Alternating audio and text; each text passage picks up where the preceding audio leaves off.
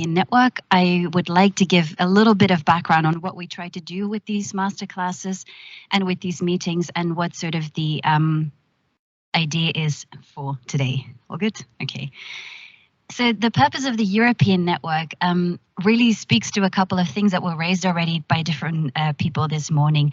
One of the things we wanted to achieve as a project is to make sure that we do is shared, and that we expand it beyond the countries that are involved and beyond the partners that are involved. So that's part of the reason why we shared this with the different networks that we have across the continent, and we really try and involve as many people as we can and expose as many people as we can to what we do. Dries, I think, mentioned the importance of research and being sure that that sort of translates into practice. I think it was Ralph who talked about support, being able to support each other on similar issues across different countries. So these are all things we have tried to do by basically every 2 or 3 months, bringing together this entire network online and taking any questions that you have and sharing what we are doing with them. So that's the UP4Diversity European Network. We've done a couple different masterclasses. The idea is that we get people who know what they are doing to speak to the entire network. We've done one on research. We've done one on Upstanders. We have done one on digital bullying. The last one was on skeptics. How do you deal with skeptics, people who are not champions yet for LGBT? And today will be how to get political. Most of us are educators, are academics, work with young people. We are not all activists first, and it can be a bit challenging to figure out how you can translate some of that. So that's what we will look at today. And I'm going to start by introducing my fellow speaker for today, and our main speaker for today, really, Maria Aicha Boumeddiene. She is the Research and Policy Officer at IGLYO, working on education and anti-racism. She supported research projects for NGOs and the Council of Europe on, among others, legal gender recognition, rainbow families, and asylum. Aicha, I know you had planned to be with us here in Brussels, and she is in Brussels, but she spent most of last week surrounded by people who turn out to have COVID. So she informed us this morning that she thought it was safer to do this, unfortunately, from the office. Hopefully you can join us next time. But for now, Aicha, over to you for an introduction on what you do at IGLYO and what we can learn from you. Thank you. Thank you so much for this beautiful introduction. Hey everyone, my name is Maria Aicha. You can call me Aicha. I would have loved to be here today, but I've spent, as you were saying, a beautiful week in Strasbourg in the framework of the Democracy Here, Democracy Now campaign, in the youth campaign, and 400 activists makes a huge big probabilities to have COVID, and I prefer to be safer for the safety of everyone. So I'm very happy to be here, even though I'm joining online. I hope it can still be interactive, and I hope we can have a nice session. I know we have also the space and time to have a Q&A after. So as you were saying, I am working at IGLYO. I'm a policy and research officer. For those of you who don't know, IGLYO stands for International Lesbian, Gay, Bisexual, Transgender, Queer, and Intersex Youth and Student Organization. We are the largest LGBTQI youth organization. We're a member-based organization. We have over 110 members across Europe, and we have 3 main areas of work. We have an advocacy area, and I'm in this team. We have a capacity building area, which is led by our programs team, and we also have an awareness raising area, which is led by our communications officer. So what I thought for today, we were kind of thinking also inside of IGLYO how to lead this session best. And what I was thinking is I could give you maybe a few indication of who we are, what's our missions, what are our objectives, and I will present you then our advocacy area, which is pretty new when you compare it to the history of IGLYO, who has existed since 1984. Our advocacy area only exists since 2017, so I would tell you what we're doing, how it got created, the different areas that we're expanding into, how does that translate concretely into our work. And I would then also have a little section on, maybe for the ones of you sitting here as teachers, as academics, as youth workers, maybe how you can concretely also support organizations like us and include the work that we do into your work. Don't hesitate stopping me. I see you on my screen, but if there's any thing that needs to be clarified, don't hesitate to, I guess, raise hands or stop me at any time if you don't hear me. So as I was saying, for a little overview on our organization, our mission is to advance the protection of the rights of the LGBTQI youth, and we fight for equality and inclusion. We just want to make our voices heard. So we strive to represent the diverse rights and intersectional needs of LGBTQI youth within international, European, and national policy and legal mechanisms.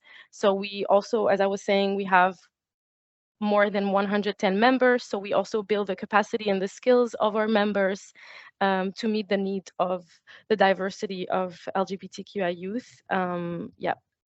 Do I see, because I don't see the conversation at the same time. I'm not sure I'm going to be able to read the messages at the same time. Oops, sorry, I have a little technical issue. You hear me? Yes. Yes. Oh, sorry. No, we were just typing that people can drop their questions for you in the chat. Okay, so perfect. That was the message you saw. I will read them out for you. Thank you so much, because No unfortunately worries. I cannot see both on my screen. No. We'll shout if anything's needed. Okay, perfect. Okay.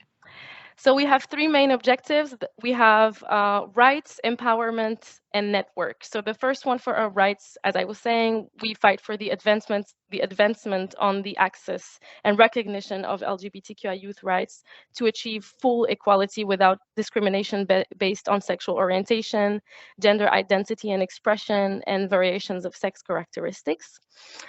Our second goal is empowerment. So we train, we support, and we build the capacity of LGBTQI youth organizations, activists, leaders, volunteers that represent and advocate on the behalf of our communities and the people that have an influence on sustainable societal change.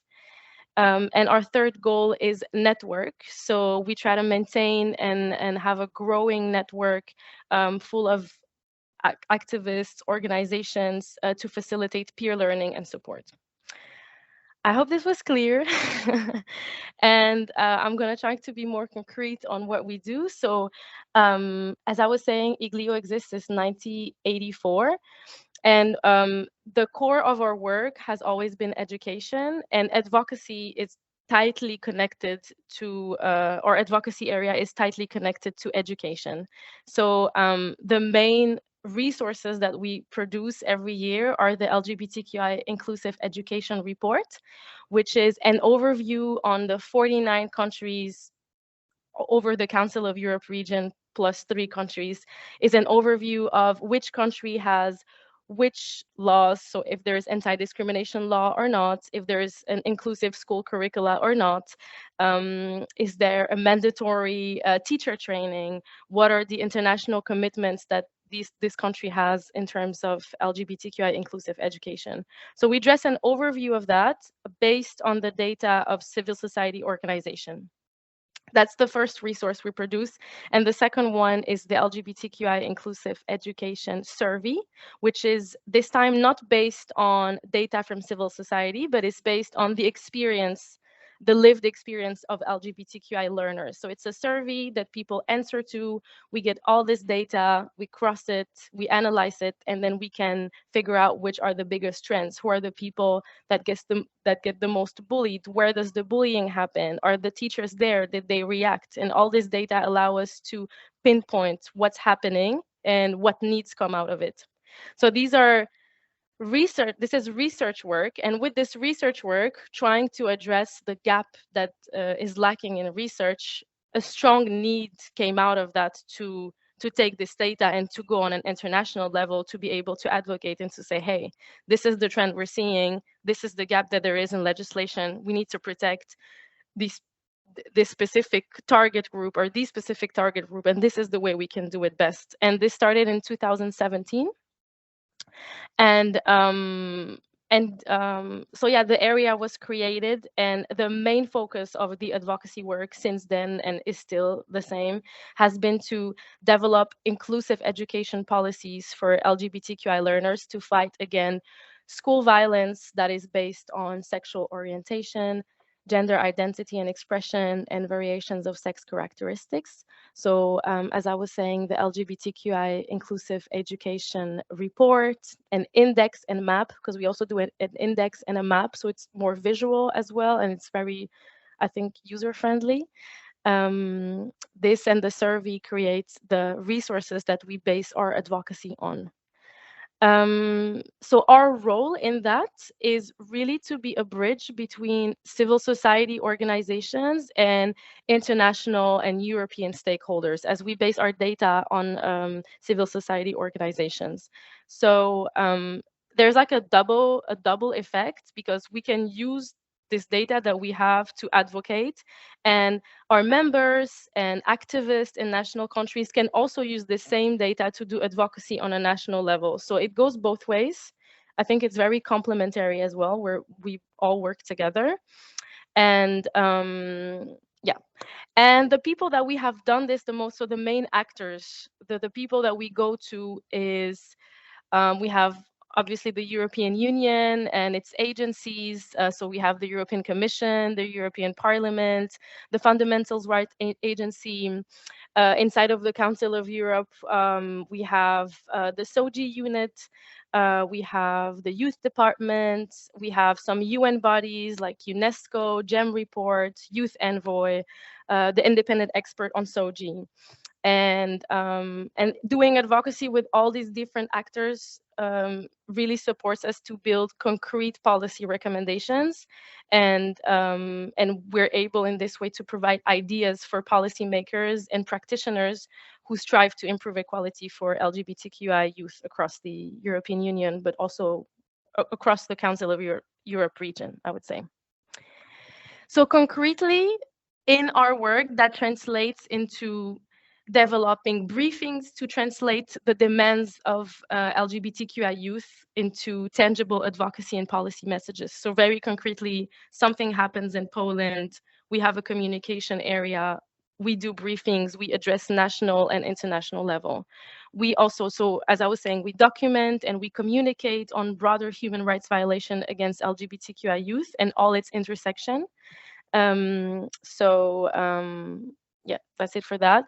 And we also attend advocacy meetings. We're part of steering groups of other organizations, of some institutions, to be able to bring that perspective in as well. So, for example, if I had to bring an example, I was part of the Youth Week at the Council of Europe, and we were a bunch of activists and organizations coming, and I was representing IGLYO and trying to advocate for the inclusion of the inclusion of LGBTQI rights within recommendations that we're writing. Our advocacy area has also expanded recently with 2 new projects that I'm very excited about, I think, which makes it even more alive. As we talk about youth participation all the time, yeah, into all our activities, and I think generally also our advocacy, we talk about youth participation. We are a youth organization. We work with other youth organizations, so it's very important for us as well to work with other young people that are not necessarily in the field we are, but whose voices are as important as ours. So we built 2 new advocacy groups, and sorry, not advocacy, but working groups. And the first one is the advocacy group, and the goal of this group is to build, train, and maintain an advocacy working group to increase the pool of LGBTQI youth representatives that are engaged in IGLYO's policy and position. So basically, some young people have been chosen or applied to this working group and participate in our direction, for example, and they give their ideas about our strategy and our advocacy work, and they give basically our direction. And the second group that was created, which I'm leading on, is the Anti-Racism Task Force. So same concept, but based on anti-racism. So we have a little working group with 4 LGBTQI young people who are part of this creative space to like develop and institutionalize did I say it right? Institutionalize strategies for anti-racist advocacy. So what does it mean to be a Black gay activist? What does it mean to be a Roma lesbian student in this country? What does it mean? So it's very concretely trying to represent a diversity of needs and how to make sure that they're always implemented in our work. So how does it reflect in our reports? Do we talk about this? Do we talk about it in the surveys that we do? Do we communicate about the issues that the LGBTQI youth of color is facing? What are LGBTQI people from different ethnic minorities facing? What are these different challenges? How can policies better address their needs? And on top of maybe giving a direction to our work, it's also, for example, this anti-racism task force also is an opportunity to think also about how we are structured as well. Who do we employ? How do we treat our employees? How are we inclusive into our own space? Because we talk about legislation and policies and we do advocacy all day, but the first step is also to question ourselves and how do we work? How do we implement those same stuff we're advocating for inside our own organization? I hope this made sense and I'm not going further from the subject. And concretely, how can people like you who are probably academics and teachers and people in the education area support best our work or support best the work that organizations like us do? I think the first thing that I would say is to inform yourself on the research that has been done if it's not already done. So very concretely, if you're based in Belgium, to get in touch with the national LGBTQI organization that you have, because there's a lot of resources out there. We also have some resources, some stuff that I can also send in the chat called we have one called A Teacher's Guide to Inclusive Education with very concrete steps and recommendations and easy recommendations to implement in your schools, in your universities. So even though you're not sure that you even have maybe LGBTQI students in your class because they're maybe not out, there is a strong need to make the classroom a safer and more inclusive space, a learning space for all. So I took a few recommendations that were in our teacher's guide. So one of the recommendations is, for example, to respect your students' privacy. So, for example, start by never disclose any information about a student's sexual orientation or gender identity without their consent. And the first step is to prepare yourself. So I think a lot of projects, including one of Savaria. So Savaria is a Belgian LGBTQI organization, and they developed also material for teachers to create a safer learning space, is to evaluate your, I think I froze. No, I'm here. Okay. To evaluate your educational environment. So are there any internal regulations or policies on bullying or inclusion in your school? You can talk to your colleagues, to your school principal, or to the people in charge in the universities that you are in, and talk about, is it mentioned anywhere? Do we have a specific policy? Did people encounter bullying? And if yes, how was it handled? So it's a good thing to evaluate the previous experiences in the schools or universities that you're in to see where there is room for improvement, I would say. Then as I was saying, you can contact the LGBTQI organizations in your own country because they have a lot of the time very useful knowledge and expertise beyond what's available in the toolkits online. So they can provide material, maybe they can even suggest programs to come and do a little training. So from Belgium, what I know, I don't know if everybody here is from Belgium, but I know Savaria and I know another one. I'm not going to pronounce it right, but I think it's Wel Jong Niet Hetero, if my Dutch was correct, but I don't speak it. Then another step that you can do is to gather some anti-bullying information to be able to create those policies to protect LGBTQI learners. So a school or a national level policy that explicitly refers to homophobic or transphobic bullying provides a solid spaces for the staff to intervene effectively. So even a general anti-bullying policy that does not explicitly mention homophobia and transphobia can be helpful and should be used as a ground for addressing any and all instances of bullying. Then another very important area is the curriculum. Is your curricula inclusive? So it's very important that like learning reflect every student's experiences. So the curricula should be as inclusive as possible so that students feel represented and valued and seen. So even if your education material do not include topics of sexual orientation or gender identity, you can always supplement the set curricula with your own activities. So you can identify opportunities to discuss human rights, for example, in a classroom, or create an activity or an assignment to identify, let's say, famous people who have contributed to the field that you're working in that were also LGBTQI. Another field is expression, so self-expression and language. So it's very important to try and attempt to respect students' gender identity at all times. So maybe creating something like a little round and people can introduce themselves and say their pronoun and try to respect people's preferred name and pronouns. And yeah, there's also allowing them to dress how they want, allowing students to use the toilet that they would like to use, and all these little things I think are very tightly interconnected to create a safer learning space. So all in all, if I had to sum it up, it's about informing yourself, reading the research, getting in touch with local organizations, and yeah, I think that's it. Thank you for listening. And if you have any questions, I'm very happy to say. Thanks very much, Aicha. I'm not sure you can hear the applause, but there was applause.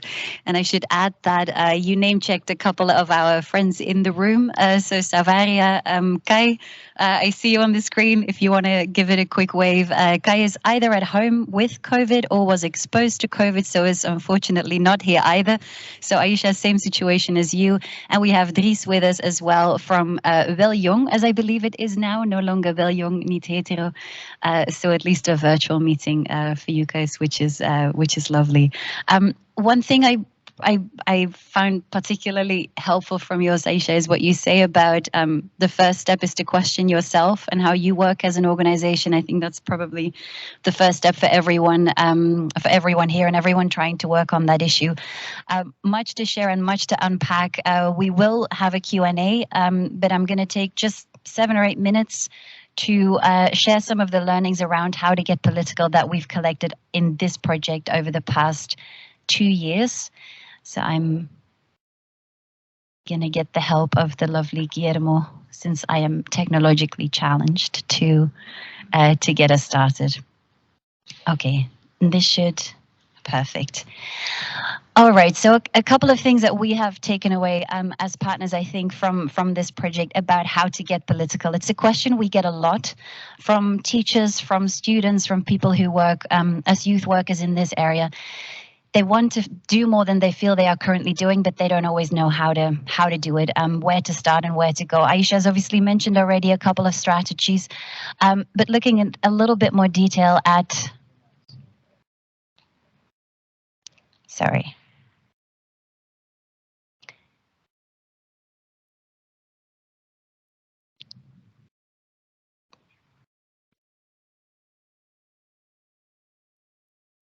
Yeah, can everyone at home see? Okay, great. So looking at a bit more detail at what it means to get political. This is an old truism, but it is used and it is fairly accurate. Politics is essentially about who gets what, when, and how. That's a complicated and a very simple statement at the same time. And I think all of us at different levels can speak to that, right? Even if you are not a national politician, even if you are not a member of the European Parliament, you have a say and you have some power in who gets what, when, and how when it comes to LGBT rights. You can decide who you give space to in your classrooms. You can co-create your school policies, your education policies, and you can share and speak up. So this is what we want to look at a little bit. Where are we and how can we contribute to making sure that the LGBTQ group is represented in who gets what, when, and how?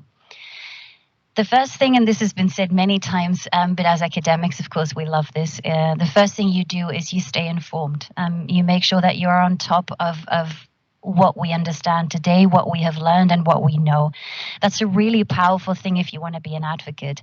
I've listed some of the research here that's come out of the KU Leuven, so some of the books, and then a very notable article by Christophe and his colleagues that appeared in the Wall Street Journal, among others, on school outcomes of children raised by same-sex parents. Having this kind of information means you can have an informed conversation. One thing that the people from the Flemish National Workshop told us very clearly throughout the workshop was, at least now I know. So they say, at the end of it, now if I go into my classroom next year, I can explain that bullying is harmful to educational attainment. I can explain what LGBT is. I can explain why it is important that our school does this and this and that. They decided to put some folders together with the material that they have, and they feel that now when they speak to fellow teachers, when they speak to their principals, they are in a much stronger position to advocate for LGBT plus students. So staying informed, getting the information. This is the academic work, but the work that Aicha has presented and others today is obviously really helpful as well. The second one is to celebrate. And again, not everyone might be comfortable waving a flag on Pride Parade or joining these kind of parades, but you can celebrate in a lot of different ways, and that's also a form of advocacy. Something a lot of our teachers and our trainee teachers like to do is use storytelling. It's already been mentioned today. And there you can be quite selective and you can meaningfully create space for LGBT plus stories. That doesn't then have to be a big statement, but it is a way for you to create a safe space for that community and just to ensure that within the room that you have, whether it's a youth group or a classroom, you celebrate diversity and you do it in a way that is easy to access, that doesn't require, hopefully, too much of a barrier, and that is a very meaningful signal to people in the room. If you want to take it a little bit further still, there are projects you can join, you can get involved. These are some of the projects that we've joined as a KU Leuven or that we've been part of, but there is an enormous amount of room for you to get your hands dirty if that is what you choose to do. The European Union supports and promotes and funds so much. You can be a project partner, but you can also join in activities and days as you are doing here today, and really try and make an effort to move things forward a little bit. We've worked with a couple schools who were not full partners, but sort of careful partners in the beginning because they were not quite sure what it would mean. And then by the time the next project comes around, they feel comfortable and they join and they take that next step. So bit by bit, you can become more of an activist and you can become a little bit more political and get involved in the policies in your school, or even, as we are doing with some of these projects, in recommendations for education policies nationally. The fourth one is empower. That's something, obviously, working with teachers and working with educators that is critically important. And all these previous steps ultimately lead up to this. This is a very political act. If you empower someone to be themselves, to join a pride parade, to speak up for who they are, to tell their own story, you create room for them, you make sure that they have that space, you are empowering a group as an educator. And you are empowering without judging, you are empowering without making their life difficult, you are empowering without putting someone in the spotlight who doesn't feel comfortable, but you do it with empathy, you do it with understanding, you do it with care. That is something that we hope at the end of these workshops and at the end of these projects that we have enabled people to do. And from the feedback that we have, it seems we've succeeded in at least some of this. And then the fifth and last step, and this is the most obviously political one, is you vote. Not everyone votes. A lot of young people still don't vote or no longer vote. This is the first step to becoming what you would traditionally call politically engaged and politically active. Voting along LGBT lines means that you are mindful of who you vote for, what they stand for, what they do, and that you consider that a really important indicator of how you are as a citizen, what you contribute to the society that you are a part of. This is also something you can touch on in your classroom. You don't tell your students who to vote for, but you explain to them what this could mean, why they might want to, and why it's important. And once you vote, or once someone else votes, that can then be a step to say, maybe I want to join a political party. Maybe I want to become more of an activist. Maybe I want to join local politics. and see what I can do in my community. So along all of these different steps, we've heard from students and from participants in our work that these are things that they try to do step by step. They try to learn as they go and as they grow. And hopefully that means as time goes on, we have more representatives, we have more of this issue in policies across different levels. And then a final thing I want to conclude with, because this is also a question we hear so often. I'm trying to do good in my community, but the world is such a terrible place still in so many ways for this LGBT plus community. And I don't feel like anything that I'm doing really has a meaningful difference. So you work locally, but what about this big picture? What can you do? I think it's important to understand that what you do locally is connected to what happens globally, and that you can feed into that in a very meaningful way. So what we see, for example, if you have strong local projects, whether it's in a school or with youth groups or completely separate campaigns, those create a culture and a sphere and a set of expectations on the part of national politicians. If you say as a community, this is important to us, we make space for that, then your political frame has to listen. It has to respond, it has to react, it has to take note. Some people will push back, but some people will also want to lead. And that way, through a local project, you can really help move what's going on nationally. At the same time, if you move what's going on nationally, like the Netherlands, for example, have done for a long time, you push what's happening regionally. So Europe responds. Europe responds to practices that it considers important, and it takes time. It does not happen overnight, but a lot of country movement creates a regional movement. And what we see then is, even though there are still so much left that we want to change, so much left that we want to see differently, so many steps back, so often, there is also a lot that has improved. And Europe, for all of its flaws, has played a huge role in trying to move that needle at the global level. So when you look at that, then altogether, you see that whatever you try to do at local level allows people at national level to do the research, to find the examples, to share the examples with people nationally, with people regionally, and ultimately also with people globally. And that then in turn means that you create new space, new room for work done at local level. It can seem very distant. It doesn't need to be. It's a shame that we can't always see the way that our work expands and carries on beyond the little frame in which we ourselves are situated.